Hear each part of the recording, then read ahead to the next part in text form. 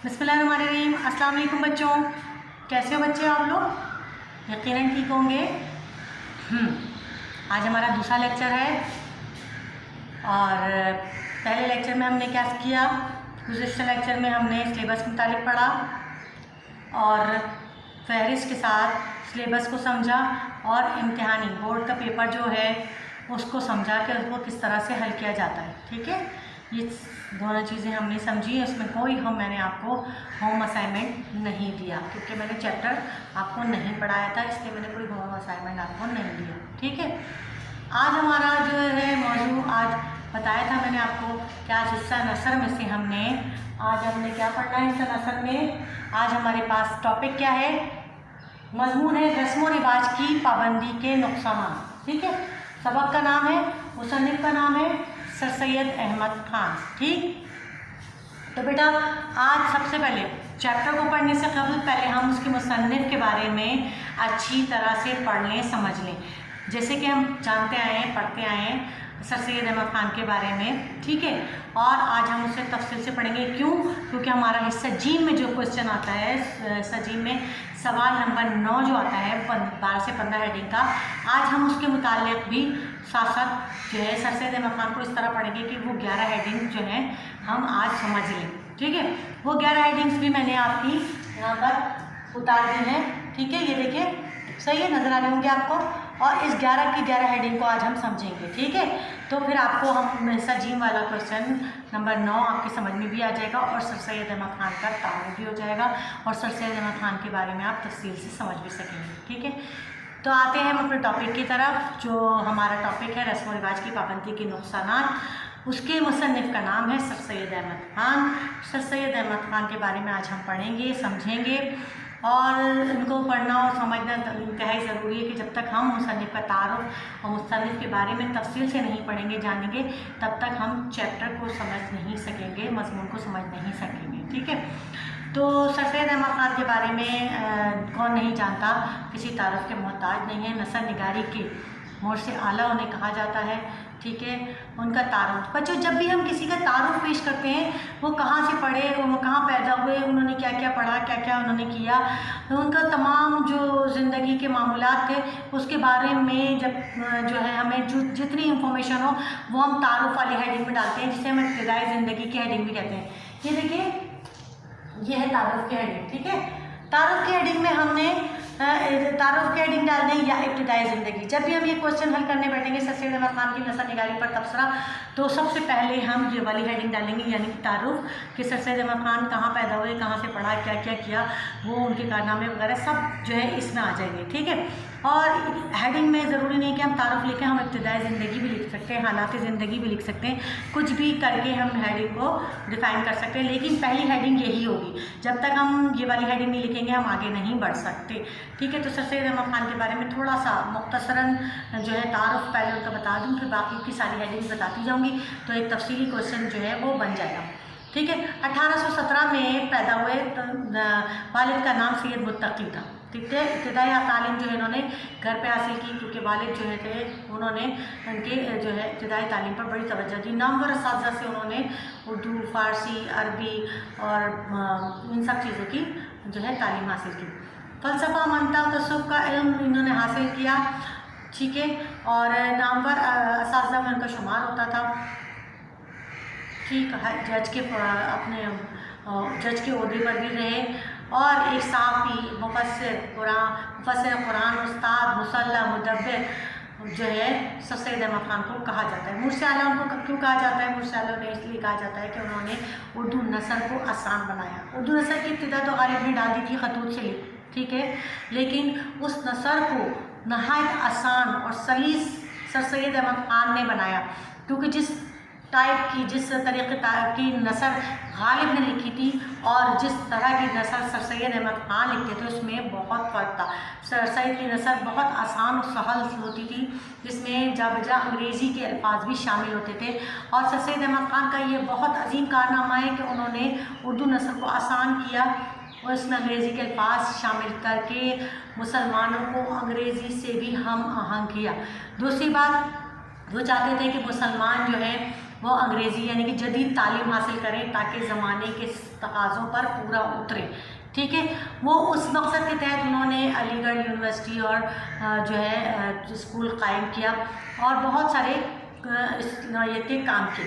سر سید کی نثر سے اردو اسلوب نثر کا ایک نیا دور شروع ہوتا ہے۔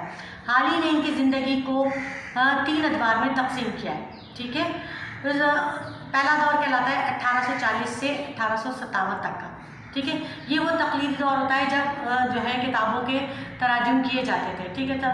سر سید احمد خان نے اپنے ساتھ بہت سارے لوگوں کو اس کام میں شامل کیا اور لوگوں سے جو ہے کتابوں کے تراجم کروائے، اور اس دور کی تصنیفات میں اثار الصنادید، کیمیائے سعادت، تحفہ حسن وغیرہ مشہور ہے، ٹھیک ہے۔ دوسرا دور کہلاتا ہے 1859 سے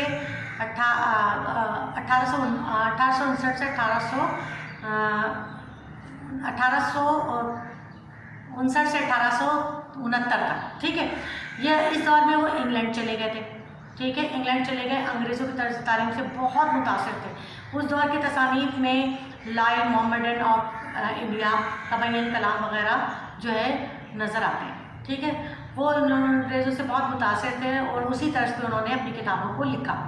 تیسرا دور جو ہے اس کی ابتدا 1870 سے ہوتی ہے اور ان کی وفات تک، ٹھیک ہے۔ تیسرا دور ان کی وفات تک کا، جب وہ وہاں سے انگلینڈ سے واپس آئے تو وہ انگریزی کتابوں کو جہاں انہوں نے پڑھا اور ان کی معاشرتی زندگی کا مشاہدہ کیا تو ان کے خیالات میں انقلاب برپا ہو گیا، ٹھیک ہے۔ ان کے خیالات میں انقلاب برپا ہو گیا اور انہوں نے اس دور کے حساب سے جو کیا کہتے ہیں کتابیں لکھی، اس میں انہوں نے معاشرتی زندگی کا انہوں نے بغور مشاہدہ کیا اور ٹیٹلر اور اسپیکٹیٹر کے طرز پر انہوں نے اپنے کتاب جاری کی جس کا نام تھا تہذیب الاخلاق، ایک رسالہ جاری کیا، اور اس دور کی کتابوں میں اسباب بغاوت ہند، تاریخ سرکشی بخنور وغیرہ ہے، ٹھیک ہے۔ یہ تھا مختصراً تعارف جو سر سید احمد خان کا۔ اتنا تعارف بھی اگر آپ لکھ لیتے ہیں بورڈ کے ایگزام میں جو تبصرہ آتا ہے تو یہ بہت ہے، ٹھیک ہے۔ اب آتے ہیں ہم دوسری ہیڈنگ کی طرف، طرز تحریر۔ سر سید احمد خان کا طرز تحریر کیسا تھا، ٹھیک ہے۔ سر سید احمد خان کا طرز تحریر بہت سادہ تھا، بہت سہل تھا، بہت آسان لفظوں میں اپنی بات سمجھانے کی کوشش کرتے تھے۔ انگریزی کے الفاظ ان کی تحریروں میں زیادہ شامل ہوا کرتے تھے۔ وہ چاہتے تھے کہ جو قاری پڑھنے والا جو ہے وہ ان کی تحریر کو سمجھ سکے بجائے اس کے کہ وہ اکتا جائے، ٹھیک ہے۔ ان کی تحریر کبھی مقصد کے بغیر نہیں ہوتی تھی، وہ اس میں مقصد کے بغیر نہیں لکھا کرتے تھے۔ طرز تحریر میں کا انداز بہت سادہ تھا، کبھی کبھی ہوتا تھا کہ وہ مقصد کے تحت جو ہے بات کو آگے بڑھاتے تھے، ٹھیک ہے، اور جو ہے کبھی تحریر کے جو جملہ لوازمات ہیں اس کو بھول جایا کرتے تھے، لیکن ان کی تحریر کا مقصد جو ہے وہ لوگوں کی اصلاح ہوتا تھا، ٹھیک ہے۔ مقصدیت، سیکنڈ ہیڈنگ مقصدیت، اس میں یہ ہے کہ کبھی بھی انہوں نے جو کچھ بھی لکھا بنا مقصد کے کبھی کچھ نہیں لکھا۔ وہ چاہتے تھے کہ میری قوم کی اصلاح ہو سکے، میری قوم جو ہے باقی زمانے کی جو مہذب قوم ہے ان میں شامل ہو اور وہ کسی سے پیچھے کسی معاملے میں نہ رہے، تو اس لیے وہ مقصد کے تحت لکھتے تھے، اور مقصد کے تحت لکھنے میں وہ اتنے زیادہ جو ہے جذباتی ہو جاتے تھے کہ وہ جو چاہتے تھے کہ جو لکھوں وہ میری قوم کو، میری عوام کے سمجھ آ جائے، اور مقصد کے بغیر جو ہے کوئی بات نہیں کرتے تھے، ٹھیک ہے۔ استدلال، اب دوسری ہیڈنگ آ گئی استدلال۔ استدلال کا مطلب ہوتا ہے دلائل دینا، دلائل سے جو بات سمجھائی جائے۔ وہ جو کچھ بھی لکھتے تھے وہ ریلائبل ہوتا تھا، اس کا مقصد ہوتا تھا، ٹھیک ہے۔ ایسا نہیں ہوتا تھا کہ بلا وجہ انہوں نے لکھ دیا ہو، ٹھیک ہے۔ جو بھی لکھتے ایسا لکھتے تھے کہ جس کے بارے میں دلائل دے کر وہ اپنے قاری کو قائل کر سکے، قائل کیے بنا وہ جو ہے اپنے قاری کو ایسا کوئی مواد نہیں دیتے تھے، ایسا کوئی تحریر نہیں لکھتے تھے جس سے وہ اپنے قاری کو قائل نہ کر سکیں۔ ان کی ہر بات میں دلیل ہوتی تو ان کی دلیلیں بہترین ہوا کرتی تھیں، ٹھیک ہے۔ استدلال میں آپ یہ لکھیں گے، تھوڑا تھوڑا میں مختصراً سمجھا رہی بچوں، ویسے نوٹس میں یہ پورا ہیڈنگ کے ساتھ کوشچنس بنا ہوا ملتا ہے، میں بھی آپ کو دے دوں گی، تو یہ لانگ ہے لیکن آپ کو پتہ تو ہو کس ہیڈنگ میں کیا لکھنا ہے تاکہ جب آپ پڑھیں تو آپ کو سمجھ آ جائے، اس لیے میں سمجھا رہی ہوں، ٹھیک ہے۔ अच्छा, तमसील निगारी कहते हैं ख़याली जो पैकर होता है उसको हम अल्फाजों के सांचे में ढालकर उसको ज़िंदा और जावेद कर दें, वो तमसील है।